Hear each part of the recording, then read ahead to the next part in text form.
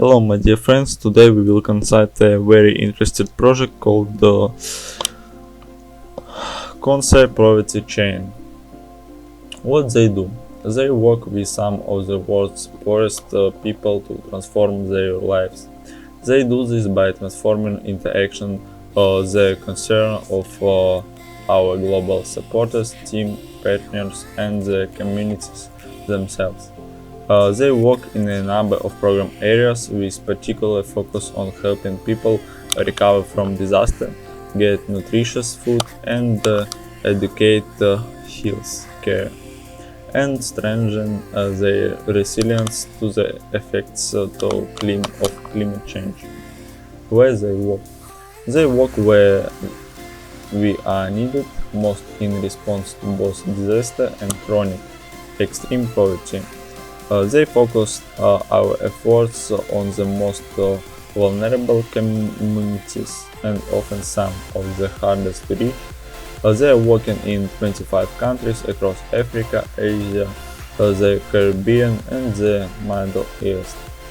Extreme poverty and suffering persist into many parts of the world.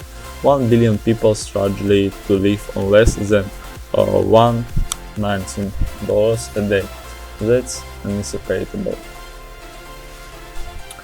They have the economics of hunger. Hunger as a cost. On face value, the economics of hunger seems like a fairly careless title for a piece of reason. After all, hunger is an extremely personal, physical and individual conditions. Most of us would probably equate economics with big picture, faceless, impersonal statistics, graphs and numbers. But economics exist at every level, from global and national to community and household.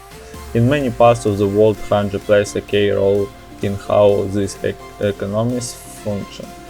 That in turn has a very personal impact of hundreds of millions of lives, present and future. Undisputed fact, poverty drives hunger, but hunger also plays a role in perpetuating poverty. In a series of studies under the banner The Cost of Hunger in Africa, a team of researchers has been assembling data in an effort to understand the influence of hunger on the economies of different countries. The studies mostly focus on how nutrition, or rather the lack of it, affects young children.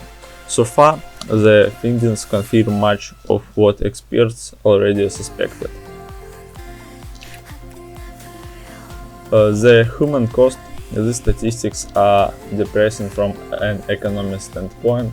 More importantly, they represent a quantifiable level of individual human suffering and heartbreak.